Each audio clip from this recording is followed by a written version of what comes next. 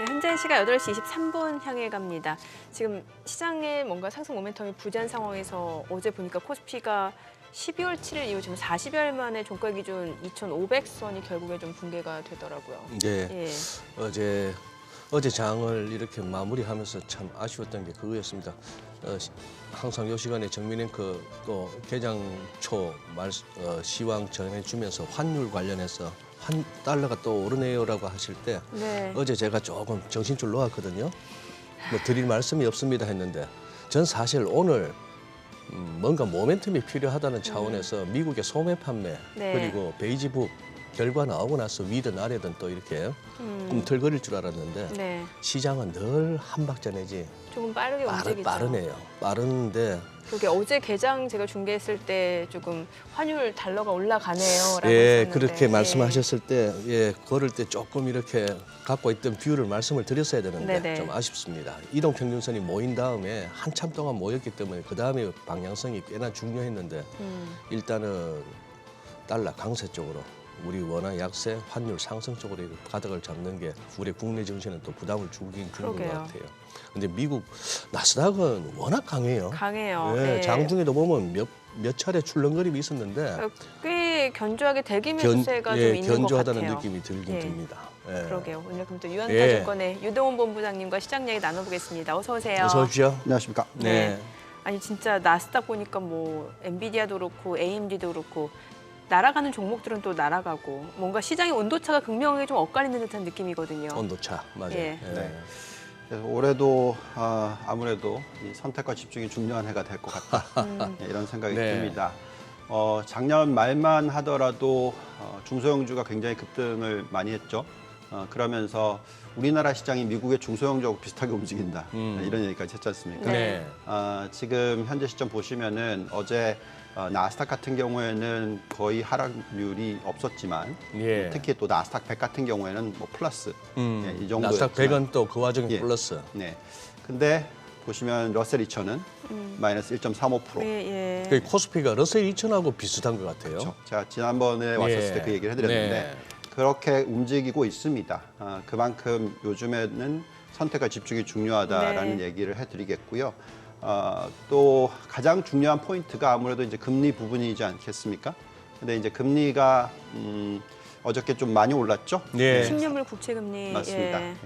4% 위로 올라섰습니다. 예. 그러면서 이제 전체적으로 이제 지난 주 하반에 그 인플레이션 숫자가 나왔었잖아요. 네. 그 부분에 대한 해석도 있고 앞으로 금리가 얼마나 빨리 떨어질 건가 하는 의견도 분분하고 그렇다 보니까 지금 좀 이런 뉴스들을 소화할 필요가 있는 그런 구간인 것 같습니다. 저희도 아무리 봐도 이 10년 국채 금리가 그렇게 빠르게 떨어질 것 같아 보이진 않는다라는 얘기를 자꾸 해드리겠고요. 자, 이렇게 되면은 상대적으로 달러 약세의 기조 자체가 그렇게 빠르게 일어나지 못하겠죠. 네. 그렇기 때문에 이런 신흥국 같은 경우 우리가 다 알고 있는 한국이나 뭐 대만 등등 또 중국도 마찬가지죠. 네. 아무래도 이제 퍼포먼스 자체가 아직까지는 들어오기가 좀 어려운 그런 구간이 나옵니다. 또한 지난주 말이었죠. 총선 대선인가요? 대선이 있었죠. 대만에서. 네. 예, 그 결과가 또 미국 쪽으로 친미 쪽으로 승리가 되면서 아무래도 이제 지정학적 리스크에 대한 부분도 굉장히 헷갈리는 그런 타이밍입니다. 그래서 사람들이 여러 인포메이션이 지금 들어오고 있는데 뭐 홍해 뉴스도 있죠. 예. 정말 많은 뉴스들이 지금 들어오고 있는데 이걸 좀 해석하는 시간이 필요하다. 예, 그런 가운데서 그냥 그러면 우리는 믿을 수 있는 것만 투자하자. 네. 이런 방향이 나오는 거고 그 믿을 수 있는 부분이 우리가 다 알고 있는 GPU, CPU 이런 쪽에 이 AI 관련된 쪽. 예. 예, 그러다 보니까 뭐 엔비디아, AMD 등등이 급등을 하는 모습을 보여주고 있습니다. 그래서 올해도 다시 한번 말씀을 드립니다만 선택과 집중이 중요하다. 계속 예. 말씀을 드렸고 그래서 포트폴리오를 잘 구성하셔야지 올해 연말에 좀 해피하지 않을까. 예, 행복한 어떤 투자가 되지 않을까라는 생각이 듭니다. 이게 이제 우리가 미국의 지수들을 뭐 3대 지수에다가 흔히 말하는 또 중소형 러셀 2000까지 감안하면 한 4개 정도는 지수를 살피면서 가는데 그렇죠. 이게 조금씩 이제 엇갈리는 수밖에 없는 게 다우는 어제 보니까 보잉이 거의 뭐 멱살 잡고 끌어내렸더만요. 네. 한 8% 가까운 급락이니까 보잉 한 종목만 해도 네. 그렇고 러셀 2000은 전반적으로 힘이 안 좋았는데 나스닥 100은 어제도 네, 지수는 상승으로 마감했다. 그렇죠. 하하. 야, 참. 근데 이 부분 뭐 아침에 이제 뉴욕장을 얘기하면서 대부분의 매체에서 그랬을 것 같습니다만 어제 뭐 폭설로 인해서 뉴욕 연준은 저 사무실은 폐쇄했다 그러더라고요. 눈이 엄청 왔나 봐요. 네. 워싱턴 DC 쪽에. 네.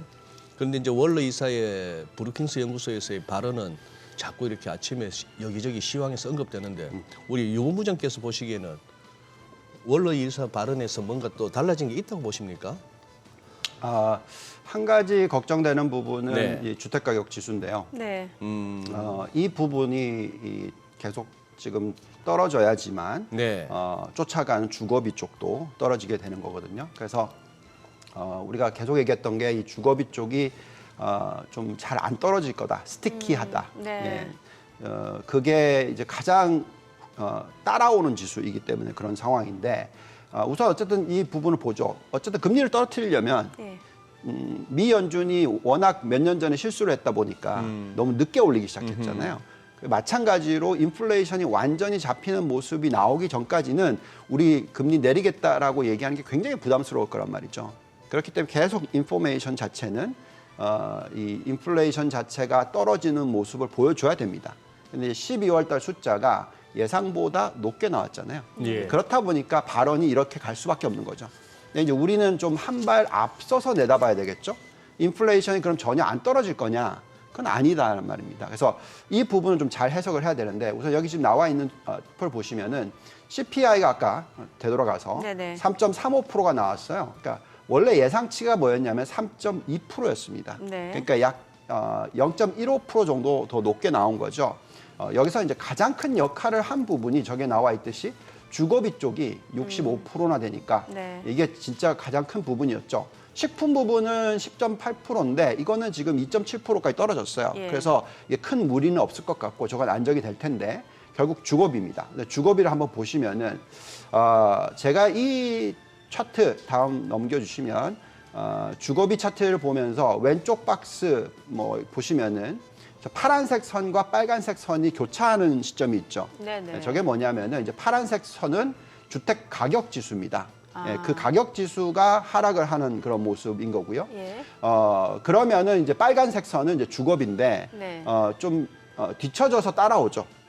예, 그래서 이제 이 교차선이 생기고 나면은 떨어지기 시작합니다. 예. 그러니까 중간에도 보시면 똑같이 이제 파란색 선이 급격하게 하락하고 빨간색 선이 올라갔다가 떨어지기 시작하죠. 네. 지금 이제 현재 시점을 보시면 이제 오른쪽 끝입니다. 예. 보시면 이제 빨간색 선이 더 올라갔다가 떨어지기 시작했죠. 아. 예, 근데 이제 파란색 선은 계속 급락을 했었습니다. 예. 근데 이제 걱정되는 부분은 파란색 선을 보시면은 다시 또 올라가는. 다시 올라가죠. 예. 예, 이게 지금 걱정인 거죠. 저게 다시 떨어져야 됩니다. 아.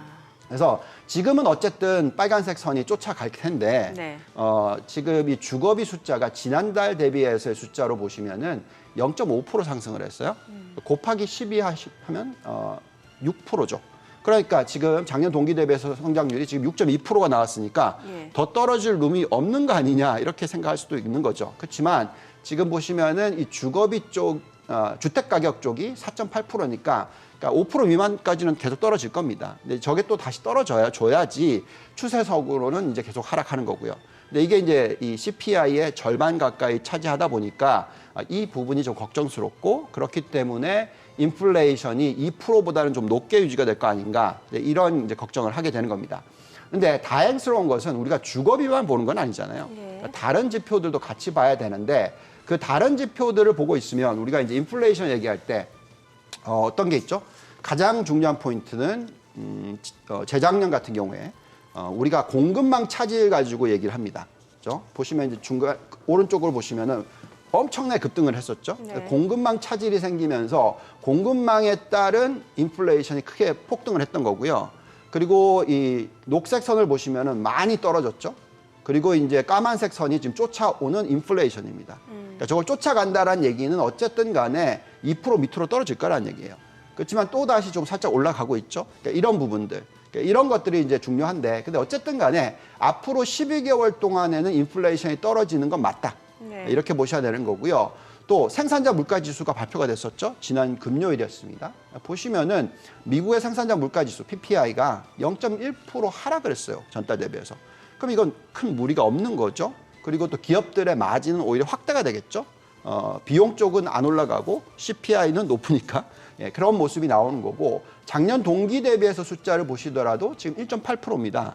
그러면 미 연준이 원하는 2%대 인플레이션까지도 내려갈 수 있는 그런 환경이죠. 그래서 우리가 흔히 얘기하는 이 인플레이션의 두 가지 요소, 즉 공급망, PPI, 생산자 물가지수 이런 쪽에 대한 인플레이션은 거의 괜찮다. 그럼 2% 미만으로 떨어질 거다. 네. 이 부분이고, 근데 더 이제 지금 많이들 걱정하고 있는 부분은 이제 수요 쪽이죠. 수요가 얼마나 세느냐 하는 부분인데 계속 지금 나오고 있는 임금 상승률이라든지 뭐 여러 가지 요소들은 물가가 잘 안 떨어지겠네 이렇게 보여지는 거죠. 그런 부분들을 이제 감안하면서 판단하셔야 되는데 어쨌든 간에 저희가 생각할 때는 그래도 심지어 이 수요 부분도 네. 인플레이션의 압력으로 계산하면은 안정을 찾을 확률이 더 높다라고 생각합니다. 그래서 일시적으로 인플레이션이 살짝 올라갔기 때문에 변동성이 오는 거에 대해서 또 거기에 따라서 미 연준 위원들이 발언을 좀 세게 하는 거에 대해서 너무 걱정하지 마시라고 말씀을 드리겠고요. 특히 지금 미국의 이 고용 시장은 구조상의 변화가 지금 빠르게 일어나고 있어요. 만약에 그냥 계속 인구가 늘고 있고 여기에 또 임금이 굉장히 많이 상승을 하고 있기 때문에 소비가 아주 세게 일어나서 인플레이션을 자극할 거다 이렇게 본다면 걱정스럽겠지만 네. 지금 저기 나와 있는 이 지표가 뭘까요? 미국의 인구의 변화입니다. 근데 여태까지 인구가 거의 0% 성장한 적은 없었어요. 근데 지금 역대 최저치의 성장률로 변했습니다. 그러다 보니까 지금 현재 시점에서 어떤 인플레이션 압력에 대해서 너무 걱정을 하지는 말자라고 생각이 들고요. 근데 이제 인구가 이렇게 감소를 하거나 성장을 못하게 될 경우 소비가 잘 안 일어날 수 있죠. 네. 근데 그것을 높여줄 수 있는 부분은 뭐냐면 생산성의 향상이다. 거의 제가 맨날 노래 부르다시피 하는 부분이죠. 그래서 이 부분을 잘 해석을 해보면 이게 이 지표인데요. 저기 보시면은 이제 빨간색 점색 선이 인플레이션 숫자입니다. 네. PC 인플레이션 숫자인데 파란색 선은 뭐냐면은요. 우리가 흔히 얘기하는 이제 임금 상승률에서 그 생산성 향상의 숫자를 뺀 숫자입니다. 네. 그러면 생산성이 높아질 때는 임금 상승의 압력이 적어지는 거거든요. 그래서 그 숫자를 봐야 되는데 그 파란색 선은 이미 2% 밑으로 떨어져 있다라는 거죠. 그래서 이거 굉장히 길게 얘기를 했지만 네. 결론적으로 얘기해 드리면 네. 인플레이션 숫자는 중간중간에 올라갈 수 있어요. 예. 그렇지만 전체적인 큰 그림은 계속 떨어지는 추세일 거다. 그리고 우리가 먼저 2%를 볼 거다. 그러면 2%를 보면 미 연준의 스탠스는 어떻게 바뀔까요? 당연히 금리를 내리겠다. 네. 이렇게 바뀌는 거죠. 그래서 중간중간에 강한 얘기를 하겠지만 뭐 인플레이션 때문에 뭐 금리를 내리는 게 더일 거다 얘기는 하겠지만 우리가 인플레이션 숫자가 2%에 수렴하는 걸 보게 됐을 경우에는 미 연준이 또 빠르게 발언이 네. 바뀔 거라는 거죠. 그래서 저희가 생각할 때는 지금 현재 시점에서 이 인플레이션 걱정 때문에 미 연준이 금리를 못 내려준다 이렇게까지는 좀 과하게 해석하는 거다. 앞으로 인플레이션은 계속 추세적으로 떨어질 가능성이 더 높기 때문에 여기에 맞춘 한 발 앞선 전략을 펴는 게 맞다라고 네. 말씀을 드리겠습니다. 뭐 전반적인 미국 증시에 대한 특히 뭐 기술주 나스닥 쪽에 대한 긍정적인 뷰는 유지하시면서 오늘 이제 제가 인상적인 거는 조금 유 본부장께서도 주목하고 찝찝해하는 거는 주택 가격 케이스 실러 주택 가격 지수가 다시 살짝 고개를 드는 것이 주거비에 네. 어느 정도 시차를 두고 또 이렇게 악영향을 줄 것인가 하는가 하고 공급망 관련해서 지금 좀 들려오는 소식들이 조금 불안하다 하는 정도로 네. 한번 그거 하겠습니다. 그리고 지금 대만이 네. 총통 선거 끝나고 나서 월요일 날은 괜찮나 싶었는데 어제 많이 빠졌고 대만 증시가 네. 그리고 홍콩은 지금 이제 ELS 때문에 또 초미의 관심사인데 뭐 한 3번 정도 바닥 다지는 것더니 그것마저도 이제 물고 내려가고 해서 대만이나 홍콩 쪽 할 것 없이 아시아 주변도 일본 제외하고는 다 뭐 좀 그거 합니다. 이쪽은 한번 어떻게 보시나요? 네. 그러니까 큰 그림으로 좀 얘기를 하자면 네. 그 만약에 이제 대만 쪽이 예. 그 총 대선에 있었을 때 친중으로 갔으면 어떻게 보면 이제 미국 쪽은 우리나라와 일본에 더 초점을 맞추겠죠. 그죠? 네, 왜냐하면 네, 네. 반도체 부분이나 이런 부분이 있기 때문에. 그러면 우리가 수혜를 어떻게 봤을지도 모르겠습니다만 네. 지금 대만 쪽이 완전히 친미 쪽으로 갔잖아요. 근데 아직까지는 좀 헷갈립니다. 왜냐하면 이제 총선도 있을 거고 그래서 전체적으로 모든 게 다 미국 쪽으로만 가는 게 아니니까. 네. 예, 그래서 이제 헷갈리는 부분이 있을 테고 여기에 이제 우리가 굉장히 적극적으로 반도체 부분에 있어서 투자가 일어나야 되고 네. 그리고 미국과의 돈독한 관계를 보여줘야 된다고 저는 판단하고 있거든요. 근데 지금 그런 모습이 나오고 있어요. 그래서 지금은 막 이게 딱 선거가 끝났으니까 도대체 이제 미국이 어떻게 움직일 건가 헷갈리는 거죠. 네. 그러다 보니까 이제 헷갈리다 보니까 대만도 빠지고 한국도 빠지고 일본도 빠지고 중국도 빠지고 그러니까 지금 다 빠지는 거죠. 근데 누군가는 어떻게 보면 이제 이 수혜가 생길 수가 있는 부분이거든요. 그래서 제가 생각할 때는 미국에 지금 반도체가 떴죠. 네네. 예, 예. 주말에 어저께. 그러면은 당연히 관련돼 있는 기업들의 주가가 영향을 받겠죠. 그래서 제가 판단하기에는 대만이든 한국이든 일본이든 간에 반도체 관련돼서의 그 미국과의 관계가 돈독하고 미국에 대한 매출 비중이 높고 여기에 어떤 초점이 맞춰져 있는 기업들에 대한 투자는 유효하게 되는 거죠. 이 지정학적 리스크가 어떻든 간에. 물론 이런 뉴스도 있습니다. 만약에 진짜 중국이 대만을 침공한다. 이렇게 되면은 뭐 GDP가 뭐 40%가 사라지고 우리나라가 뭐 20 몇 프로가 사라지고 뭐 이런 식으로 막 얘기하는데 그건 진짜 너무 과장된 거를 막 공포 심리를 자극하는 예. 기사인 것 같아요. 예. 거기에 이제 초점 맞추지 마시고요. 그거는 이제 뭐 그냥 자살한다는 얘기가 똑같은 거죠. 예를 들어서 북한이 우리나라를 침공한다. 뭐 이런 똑같은 얘기입니다. 그래서 그거는 제가 볼 때는 이런 지금 현재의 이 국제 관계에 있어서 그건 불가능할 것 같고 어쨌든 간에 압력을 주겠죠. 그런 부분에 있어서 어떤 변동성 그리고 가장 중요한 건 어쨌든 기업의 펀더멘탈입니다. 네네. 만약에 우리나라 기업의 삼성전자와 SK하이닉스가 계속해서 이익이 좋아지는 방향으로 간다. 그리고 뭐 파운더리든 HBM이든 경쟁력이 있다. 그럼 주가가 오르겠죠. 근데 지금 현재 시점에서는 지금 다들 헷갈려 하니까 네. 지금 이런 변동성이 나온다라고 정도로 판단하시면 될 것 같습니다. 예. 그럼 결국에 미 연준 금리 인하 시점에 대해서는 사실 불확실성이 이어지고 있는데 여전히 3월 조기 금리 인하 가능성도 남아 있는 상태고 이제 이번 주에 연준 베이지북이 나오게 되잖아요. 여기서 어떤 좀 힌트를 그럼 얻어볼 수 있는 건가요? 네, 우선은 이걸 보시죠. 예. 미 연준의 이제 기준금리 인하 가능성에 있어서 예. 지금 이제 숫자가 어떻게 나오고 있냐면 인플레이션 숫자가 나왔었을 때는 지금 3월에 인하 가능성이 얼마까지 떨어졌었냐면 60%대까지 떨어졌었어요. 네네. 근데 이제 금요일 날 PPI 생산자 물가 지수가 나오고 나니까 오히려 다시 올라갔습니다. 그러네요. 예. 자, 그래서 이제 81%대의 확률로서의 금리 인하 3월 달 이 가능성을 얘기를 하고 있습니다. 자, 근데 3월 달에 인하를 하려면 우리가 숫자를 먼저 두 번을 더 보게 되죠. 네. 그게 1월 달 숫자와 2월 달 숫자를 그렇죠. 보게 됩니다. 제가 판단하기엔 1월 달, 2월 달 숫자는 떨어지는 추세가 나올 것 같아요. 그러면서 시장이 이제 올라가면서 결국은 이제 미 연준이 3월 달에 금리를 내릴 수 있는 환경으로 갈 것 같습니다. 예. 근데 이제 중요한 것은 금리 인하를 하면서 속도에 대해서는 좀 얘기가 나올 거예요. 그러니까 빠르게 할 필요가 없습니다. 속도가 지금 현재 시점에서 인플레이션이 예를 들어서 올해 연말 됐을 때 2%로 간다. 그러면은 금리가 5.5%일 이유는 전혀 없죠. 그러니까 이제 떨어뜨리는 것을 얘기를 할 건데 과거에 저희가 계속 비교를 많이 하는 구간이 언제죠? 1995년에서 2000년이랑 비슷하다고 말씀을 드렸잖아요. 그래서 인플레이션에 영향을 미치는 요소 중에서 생산성 향상 부분이 굉장히 크다라고 얘기했습니다. 자, 그래서 그런 부분들도 확인을 해야 되거든요.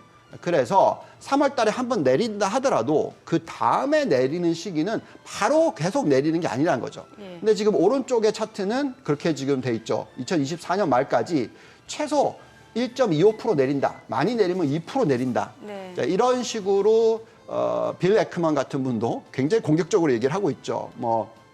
우리가 알고 있는 그 채권왕 그분도 그렇게 얘기를 하고 있고요. 근데 저희는 경기 침체가 들어올 가능성이 낮다라고 생각하고 있어요. 예. 그렇기 때문에 사실 채권의 금리가 그렇게 빨리 안 떨어질 거다.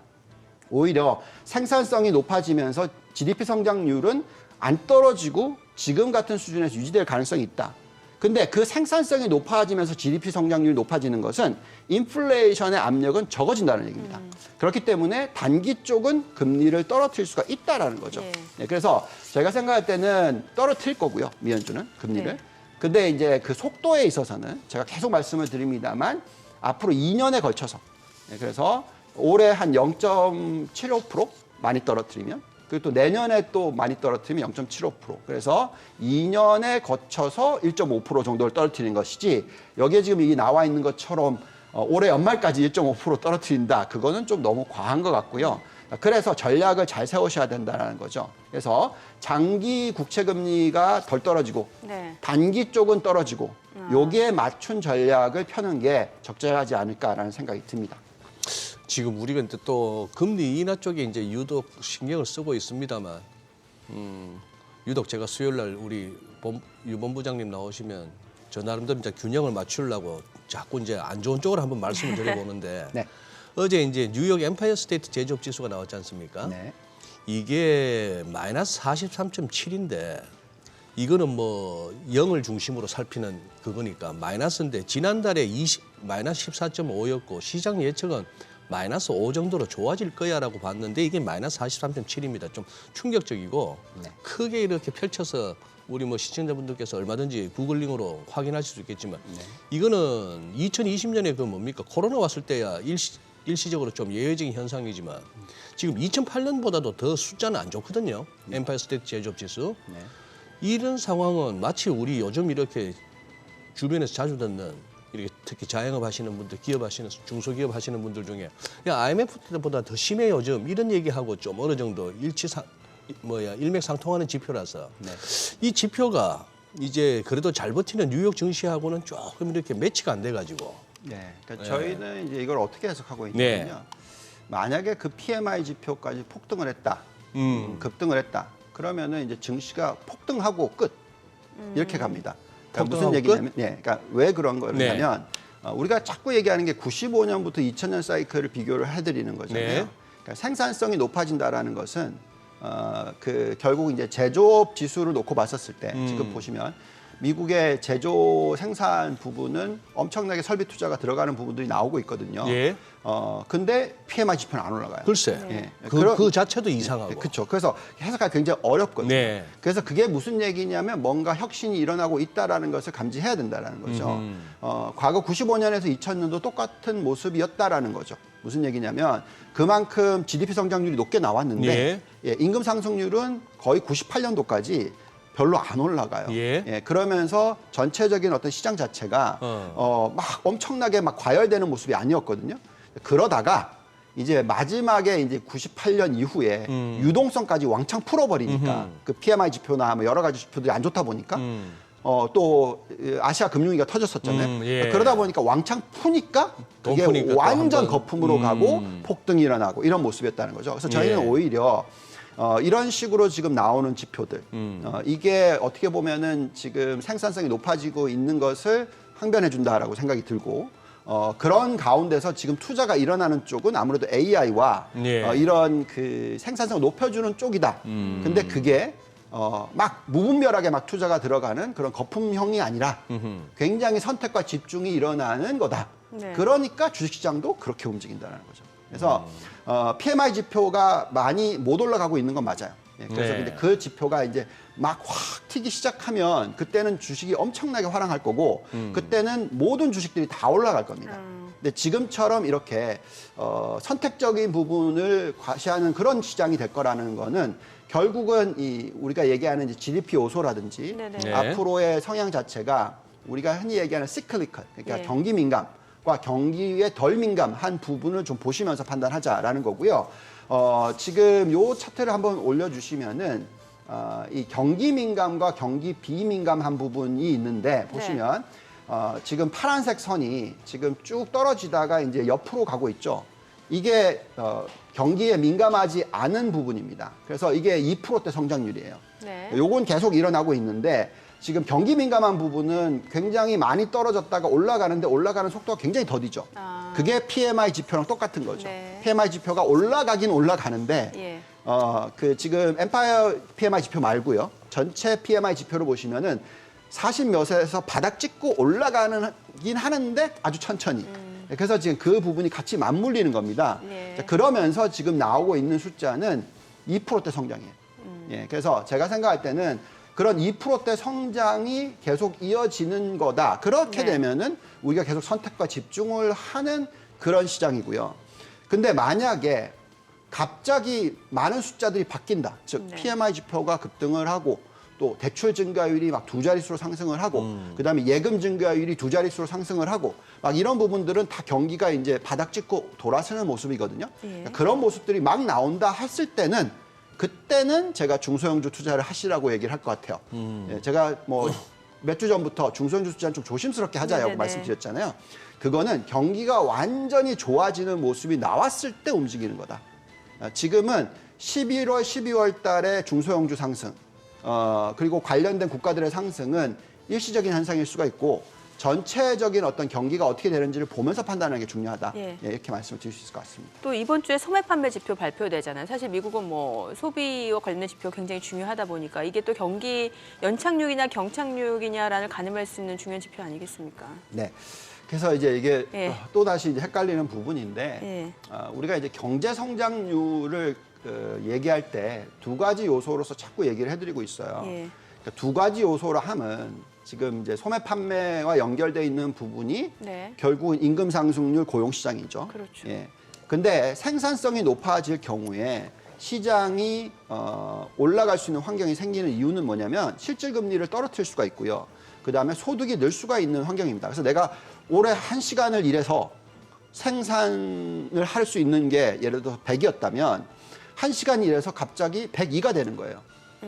AI를 이용하든지 뭘 이용하든지 하면서. 네. 그렇게 되면은 사실 난 소득은 늘어요. 그리고 내가 일하는 시간은 적어지죠. 예, 그렇게 되는 거기 때문에 제가 볼 때는 성장률이 유지가 될 수 있다고 생각합니다. 그렇기 때문에 소매 판매가 폭등을 할 것 같아 보이진 않아요. 근데 소매 판매가 그냥 임금 상승률 수준.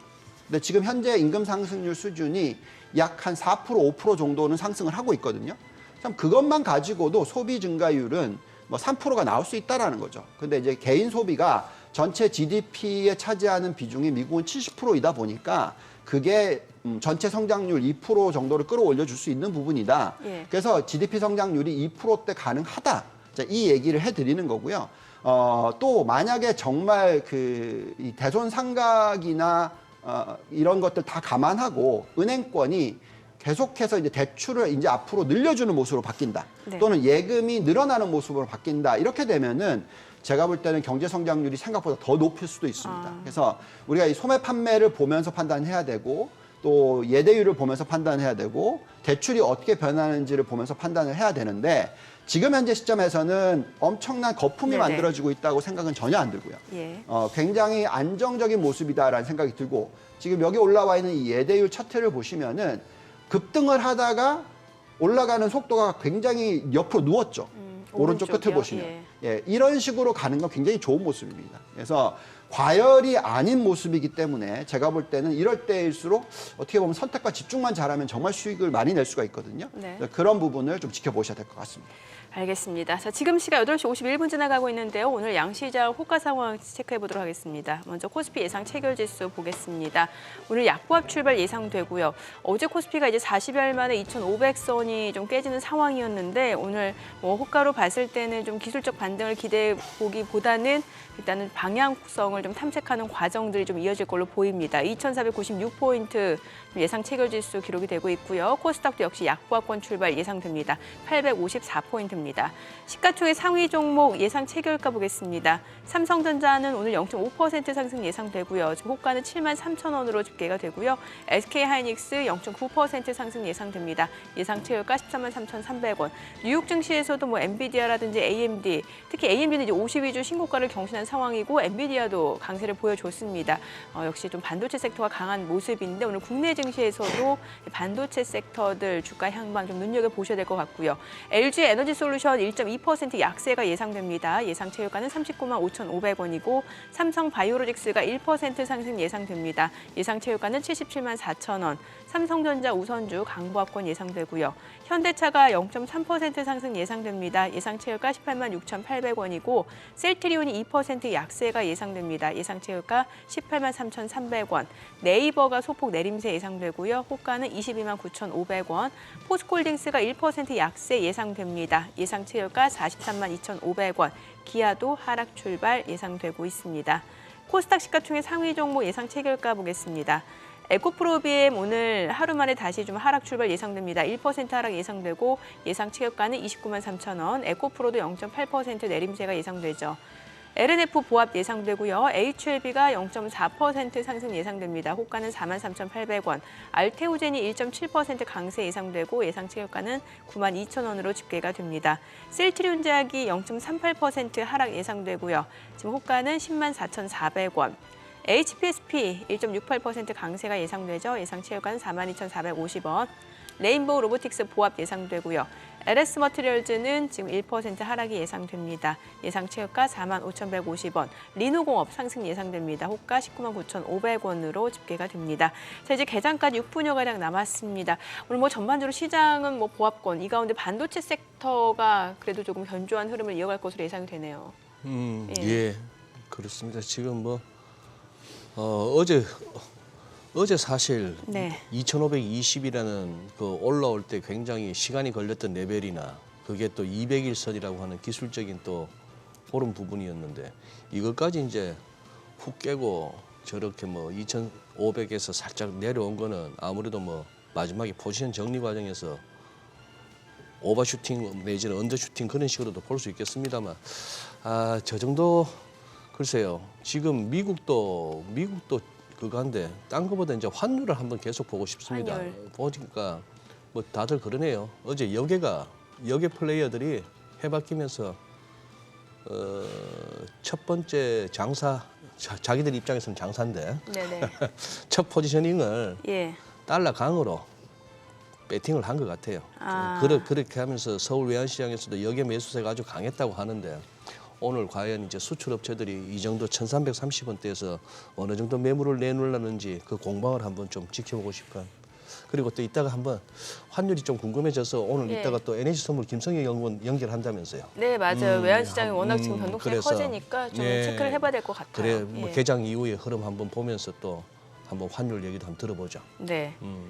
자, 그리고 보면은 오늘 국내 증시에서도 사실 전반적으로 시장 전체적인 흐름은 좀 지지부진한데 그 반도체 섹터는 그래도 여전히 좀 모멘텀이 견조하네요. 네.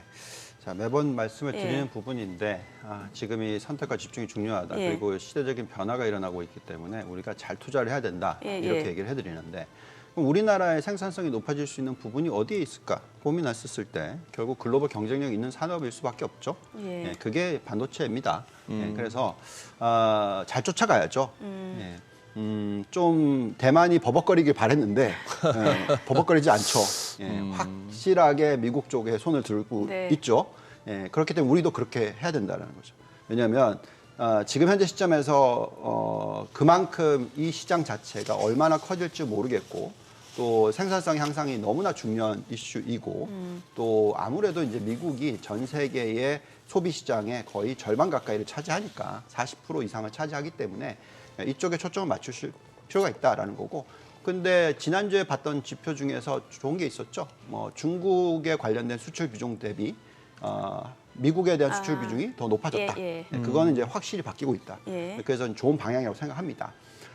결국은 지금 미국 지표를 보면서 판단을 하자면 저희는 지금 이 미국이 정말 큰 변화가 일어나고 있다라고 생각을 하고 있고요. 네. 그게 지금 AI 산업, 뭐 또 로봇 산업, 뭐 등등 그러니까 굉장히 생산성을 빠르게 향상시켜 줄 수 있는 요소들이 지금 작용을 하고 있고 게다가 또 미국 자체도 아까 보여드렸듯이 인구가 네. 막 늘는 게 아니니까 그러니까요. 그러면서 이제 변화가 생길 거다라고 생각이 드는데 저희는 이제 계속 말씀을 드리고 있는 부분인데 실질 금리가 미국이 떨어져 주면은 미국의 이 장기 금리는 덜 떨어지겠지만 예. 미 연준의 기준 금리는 떨어질 수가 있다라고 얘기를 해드리고 있어요. 자, 그렇게 되면 이제 우리나라도 기준 금리를 떨어뜨리거나 지금 현재 수준에서 안 올려도 되는 환경이 된다는 거죠. 예. 그렇기 때문에 이 부분이 중요하다고 말씀을 드리고 있는데 지금 여기 이제 10년 실질금리 추이를 보시면은 과거에 90년도에 들어서기 전, 즉 인터넷이 나오기 전까지만 하더라도 실질금리가 굉장히 높았어요. 왜냐하면 인구가 많이 늘고 있는 예. 그런 환경이었고 그렇기 때문에 사실 실질 성장률도 거의 4%가 넘었습니다. 매년. 그렇다 보니까 실질금리도 4%가 넘어야죠. 근데 이제 그 중간에 보시면은 90년부터 2000년도에 이 실질금리가 뚝 떨어집니다. 네. 2에서 4%대로 떨어집니다. 자, 이때 보시면은 그만큼 GDP 성장률도 좀 떨어져요. 예, 거의 뭐 한 3%대 중반으로 떨어집니다.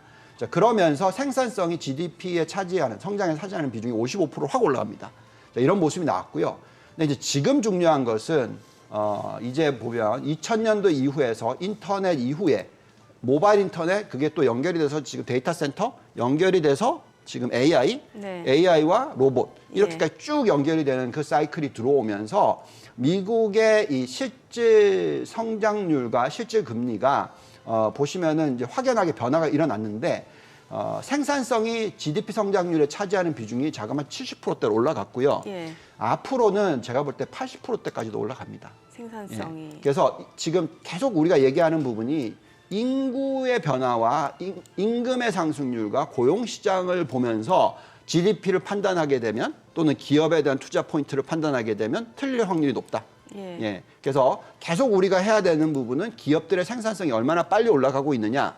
그리고 그런 기업에 투자를 해야 된다. 근데 뉴스 보시면은 미국의 이 대표적인 그 빅세븐들 네네. 뭐 뉴스 막 나오잖아요. 예. 어떤 뉴스 나옵니까? 감원. 감원 소식 예. 나오죠. 엄청나게 많이 예, 자른다. 예, 예. 작년 글쎄. 말에도 일어났었고 예, 재작년 예. 말에도 일어났었고. 그러니까 그만큼 그 기업들만큼은 엄청나게 생산성이 빠르게 상승을 하고 있다라는 거죠. 그래서 그게 이 선택과 집중을 바꾸는 거고요. 그래서 아까 잠깐 올라왔었는데 우리가 생산성이 늘어난다는 것을 그냥 막연하게 생각하지 마시고 차트로 보여줄 수가 있는 겁니다. 그래서 보시면은 짙은 색 선이 뚝 떨어지면서 점색 선으로 떨어진다는 거예요. 생산성이 높아진다는 거는. 그건 무슨 얘기냐면 왼쪽에 있는 실질금리는 떨어지고요. 중요한 얘기 같은데 네. 저희가 개장하고 조금 더 자세한 내용 좀 들어보도록 하겠습니다. 오늘 국내 증시 흐름 확인해보죠. 개장합니다.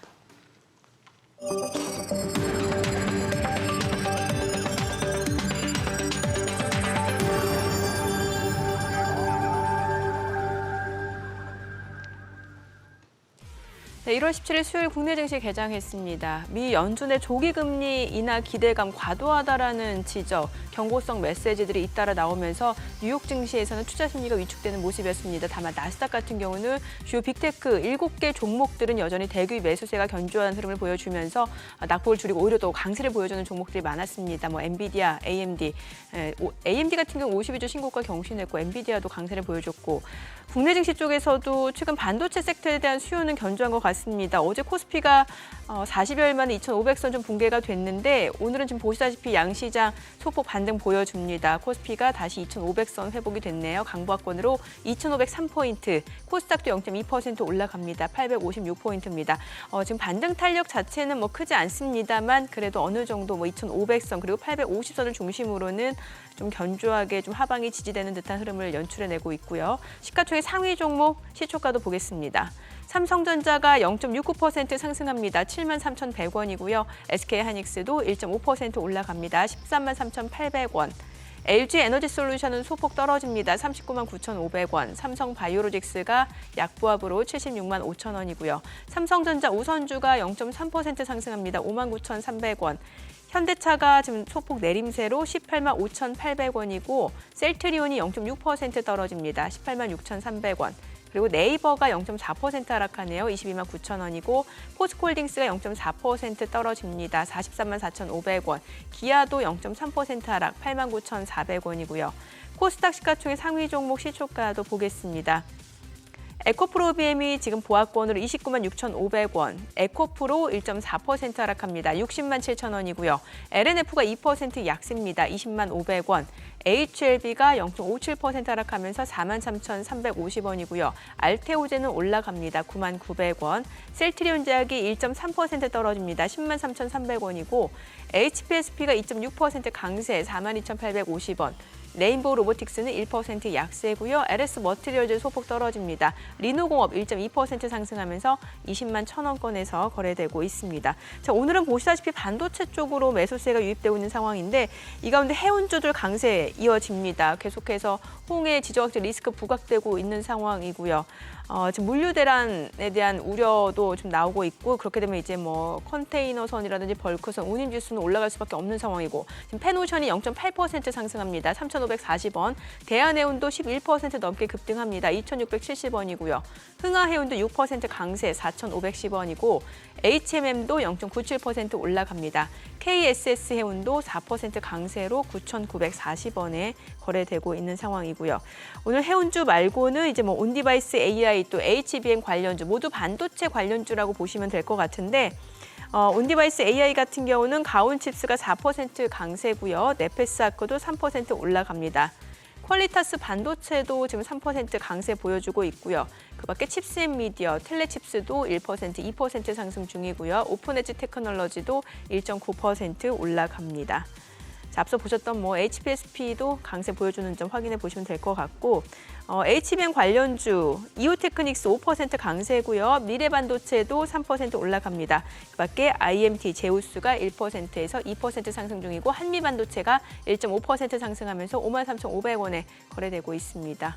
이오테크닉스 탄력이 굉장히 좋네요. 오늘 반도체 관련주들 강세 보여주고 있습니다. 지금 시각 9시 3분 지나갑니다. 수급 상황 체크해 보도록 하겠습니다. 오늘 유가증권 시장에서는 개인과 기관이 삽니다. 각각 257억 원, 57억 원 순매수고요. 외국인은 323억 원 매도 우위를 나타내고 있습니다. 코스닥에서도 외국인과 기관이 삽니다. 각각 311억 원, 46억 원 순매수고요. 외국인은 350억 원 매도 우위를 나타내고 있습니다. 오늘 환율 굉장히 궁금해지는데 달론 환율 좀 보도록 하겠습니다. 달론 환율이 급등하네요. 6원 20전 상승한 1,338원에 개장이 됐습니다. 지금 달러 강세가 이어지네요. 예. 그렇죠. 예. 네, 지금 이게 뭐 달러엔 환율이 뭐 147엔을 훌쩍 올랐었고, 그렇죠. 예. 1.1달러대를 회복하나 싶었던 유로는 다시 1.08대로 네. 뭐 그런 상황이라서 우리만 약한 건 아닙니다. 그거는 계속해서 엔원을 통해서 체크를 해보면은 여전히 100엔당 908원 이런 얘기는 뭐 우리 원화 쪽에 문제가 생겼다기보다는 달러 강세로 지금 해석을 해야 될 것 같은 뭐 그런 상황이네요. 이 와중에 이제 외국 수급 측면에서 외국인들한테 이제 큰 기대를 못하게 되니까 그렇죠. 반등이 나올 만한 자리인데도 불구하고 이제 조금 이렇게 또 힘은 좀 받기 힘든 그런 상황인데 어떻게 보면 뭐 마음 편하게 생각하려면은 12월 달에 오버했던 거 그냥 다 토해냈다 이렇게 생각하고 뭔가 되돌림 구간인가요? 예, 뭐 그런 정도인데 모르겠습니다. 이게 지금 미국채 금리하고 달러는 조금 이렇게 그 새해 첫 방향성이 조금은 증시에 계신 분들을 좀 국내 증시 하시는 분들 좀 불안하게 만드는 방향이네요. 첫 방향성이. 이게 미국채도 이게 다시 4%를 올라섰다는 게 좀 그러합니다. 그리고 이렇게 패턴이 이렇게 한번 바짝 뛰고 올라와서 이렇게 막 좀 깃발형을 보이다가 깃발형 3단이 열리고 4%도 열고 200일선도 살짝 물고 올라선다 하는 얘기는 시장의 힘은 미국채 금리는 조금 위로 더 올라갈 수 있는 그런 흐름 아닌가 싶네요. 국채 수익률이 올라갈 수 있다. 예, 좀 그런 어떤 예상을 그러면 하게 채권하시는 하는. 분들도 지금 힘드실 거고. 뭐 그렇다면 좀 주식도 그렇죠. 마찬가지고. 주식도 마찬가지고. 그러면 결국에는 이제 금리 오르고 달러가 강하다 하는 예, 얘기는 예. 시장이 좀 쪼인다는 얘기입니다. 그렇죠. 주식 채권 다. 예, 금융 예, 환경이 예, 예. 예. 그래서 결국에는 유동훈 본부장이 말씀해 주신 선택과 집중. 선택과 집중 발. 이 와중에도 잘 되는 놈만 간다는 얘기를 그렇죠. 계속 하시는 거잖아요. 그런 측면에서 이제 예. 생산성을 봐야 된다는 얘기 주셨으니까 앞서 네. 그 설명 주셨던 그 차트 좀 다시 좀 알려주세요. 네. 생산성 부분은 뭐 설명을 너무나 예. 많이 드려서 어쨌든 생산성이 높아지면 예. 미국 같은 경우에는 임금 관련된 부분이나 소득이 늘어나고요. 네. 오른쪽으로 가게 되고 그다음에 실질 금리는 떨어지게 됩니다. 그래서 미 연준이 이제 금리를 내릴 수 있는 환경이 돼요. 네. 지금 저 오른쪽으로 뭡니까 우상향하는 그래프가 툭 오른쪽으로 가면서 이렇게 관계, 저 수요 공급 곡선 네, 말씀하시는 맞습니다. 거죠? 예. 그래서 네. 생산성이 이제 높아지면은 이 곡선 그 선 자체가 밑으로 뚝 떨어지게 예. 되는 거거든요. 그래서 인컴, 그러니까 소득이 늘고 리얼 인트레스트 레이트, 그러니까 실제 금리가 떨어지고 이런 현상이 나타난다고 말씀을 드리겠고요. 자, 이걸 연결시켜서 좀 설명을 드리자면 제가 지난 뭐 한 달 동안 계속 말씀을 드렸던 게 국채 금리가 우리나라 네. 10년 국채 금리가 올라갈 확률이 높다. 또는 아니면 더 떨어지긴 어렵다. 이 얘기 많이 해드렸잖아요. 예. 그래서 이 차트 한번 올려주시면 이 미국의 10년 국채 금리도 그렇게 비슷하게 움직이고 있어요. 보시면 오른쪽 끝을 보시면은 장기 금리죠. 20년, 10년, 30년 이쪽이 살짝 올랐어요. 오히려 미국이. 반면에 이제 단기 쪽은 살짝 내려가기 시작했습니다. 네. 이런 모습이 나올 거라고 계속 말씀을 드렸기 때문에 게다가 그 채권의 뭐 황제라고 하는 건틀라 이분이 얘기하는 거 들어보셨어요? 예. 그분은 항상 경기 침체, 엄청나게 경기 침체 노래를 부르시는 분이거든요. 그래서 원래 채권 쪽에 오래 채권 운용 오래 하는 사람들은 경기 침체를 입에 달고 삽니다. 그래서 금리가 막 2%대로 떨어질 거고 엄청나게 떨어질 거다 얘기했잖아요. 예. 근데 요번에 나온 내용 보셨습니까? 건들락이 뭐라 했나요? 10년 국채 금리가 아무리 많이 떨어져야 3.3%. 굉장한 아무리 많이 떨어져야 다시 오를 리스크까지 얘기를 합니다. 포지션이 많이 바뀌었네요. 네, 그게 완전히 지금 다른 얘기였어요. 예, 그래서 예. 그 얘기 듣고 있으시면은 우리나라의 이 국채 금리가 3.2%까지 떨어졌는데 그게 또 떨어질까요? 예, 어렵다는 얘기죠. 그래서 저는 그 제발 채권을 그냥 채권이 투자가 굉장히 쉽다고 생각하시면 안 돼요. 30년 내내 들고 있으실 거 아니면 그러게요. 예. 좀 지루하죠. 네, 그래서 금리가 올라가게 되면 평가 손실이 생기고요. 팔게 되면 손실이 생깁니다. 금리가 올라가면. 그래서 너무 쉽게 3.5%를 매년 벌 거다. 이 계산이 들어가시면 안 된다는 얘기죠. 그래서 너무 이거를 거기다가 뭐 수수료까지 엄청 때리면서 네. 판매를 하는 거 잘못됐다라는 거죠. 그래서 제발 그 국채에 있어서 쉽게 생각하고 접근하지 마시라고 말씀드리겠고 지금 얘기 나온 게 뭐였냐면요. 지금 얼마나 투자가 어려운 건지를 보여주는 확연한 겁니다. 그래서 저희가 선택과 집중을 잘하라고 얘기해 드리는 부분이 지금 이게 변동성 차트인데요. 노란색 선, 예. 채권이고요. 예. 빨간색 선이 주식이에요. 그러면 채권이 지금 정부 채권입니다. 그 예, 정부채. 예. 변동성이 훨씬 더 높다라는 얘기예요. 최근 들어서는 예. 더욱 심하네요. 네. 근데 과거에 보시면 그렇게 별 차이가 안 나죠. 네. 예. 그래서 지금 제가 말씀을 드리는 부분은 경기가 엄청나게 어떤 그 침체, 네. 뭐 급락, 뭐 이런 게 나오지 않는 이상 주식의 변동성이 이제는 네. 오히려 더 낮고 채권의 변동성이 훨씬 높다. 그게 무슨 얘기냐면 그만큼 채권이 너무나 여태까지 고평가가 되어 있었다라는 얘기예요. 예, 그래서 고평가라는 건 너무 금리가 네, 낮았었다라는 예, 얘기입니다. 네. 그래서 미국의 경제 성장률이 생산성이 높아지면 올라갈 수 있을 가능성이 자꾸 생긴다고 얘기해 드리는 거예요. 그래서 만약에 미국의 실제 경제 성장률이 2% 이상이다. 예. 여기에 인플레이션 2%다.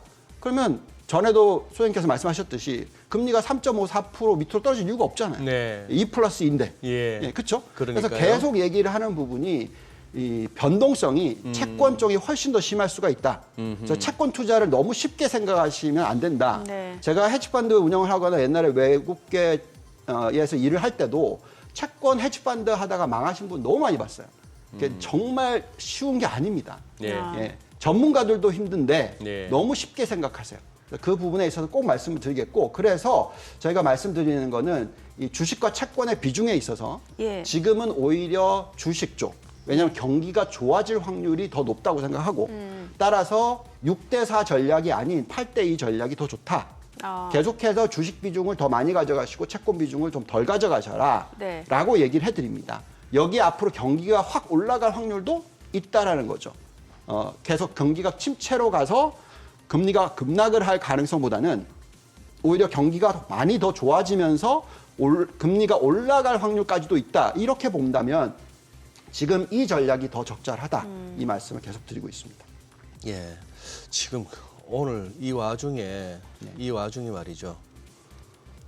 일본 니케이는 아직도 오르는데 그러니까 금년 들어서 뭐 미국이나 유럽은 어제까지 우리 아시아 쪽은 오늘까지 해서 따져 보면은 다 시퍼래졌습니다. 지금 올랐다 할 만한 데가 뭐 아르헨티나 13.7% 이런 건 아르헨티나 이런 건 빼야 될 것 같고요. 이거는 뭐 통화 가치 감안할 것 같으면 이건 올랐다고도 할 수 없는 거고 뭐 튀르키예 7.5%라고 합니다만 터키도 이것도 약간은 우리가 뭐 분석의 뭐 영역을 벗어나는 나라니까 일본이 지금 최고입니다. 7.5%네요. 오늘까지 올라가지고 오늘까지 올랐을 그거 하고 이 와중에도 오늘도 지금 1%대 상승인데 와, 이 부분을 어떻게 해석할까요? 일본은 네. 한번 좀 들여다보셨을 거 아니에요. 네. 지금 이제 국가별 포트폴리오 한번 좀 예, 띄워주시면은 저희가 이제 전에도 이제 일본에 대해서 투자를 조금은 늘리자 또는 들고 있자 이런 부분을 얘기를 해드렸는데 일본이 시가총액으로 계산을 하시면요. 예. 네. 글로벌 GDP나 뭐 전체로 봤었을 때 한 3~4%면 돼요.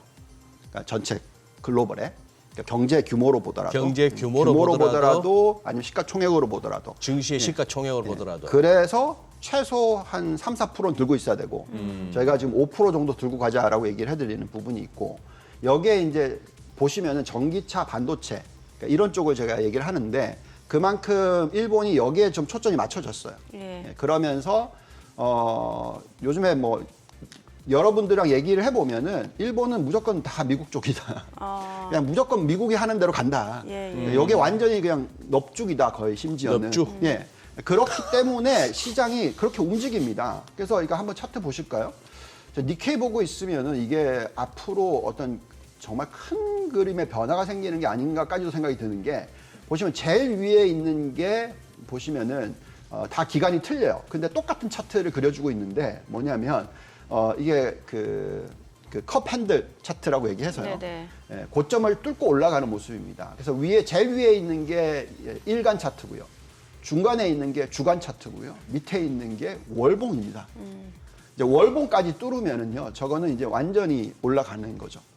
보통 전에도 이제 미국 시장도 그 얘기 해드렸잖아요. 네네. 그러니까 전 고점을 뚫고 올라가게 되면은 그 이후에 3~4년이 좋을 수가 있다. 그리고 올라가는 폭은 죄송합니다. 미국의 S&P 500 기준으로서는 작게 봐도 50%, 많이 올라가면 100% 올라갈 수 있다. 3~4년 동안. 그러니까 이런 차트를 니케이도 그려주고 있어요. 그래서 저는 제가 차트를 잘 보는 사람은 아니지만 네. 뭔가 변화가 있다라는 것만 인지해야 되겠죠. 예, 예. 그렇기 때문에 최소한의 비중은 들고 가야 된다는 거죠. 그래서 일본에 대한 비중이 그렇고요. 근데 밸류에이션 상으로 보면은 조금 부담스럽긴 합니다. 예. 보시면은 이제 PR이 지금 20배가 넘었어요. 예. 그리고 이 적정 가치라고 저희가 만들어져 있는 지금 39,000 이건 어떻게 나온 값이냐면 네. 금리 겨우 0.6%를 반영하고요. 네. 그리고 리스크 프리미엄 4.5%니까 S&P 500이랑 똑같은 리스크 프리미엄을 반영을 했었을 때의 적정 가치입니다.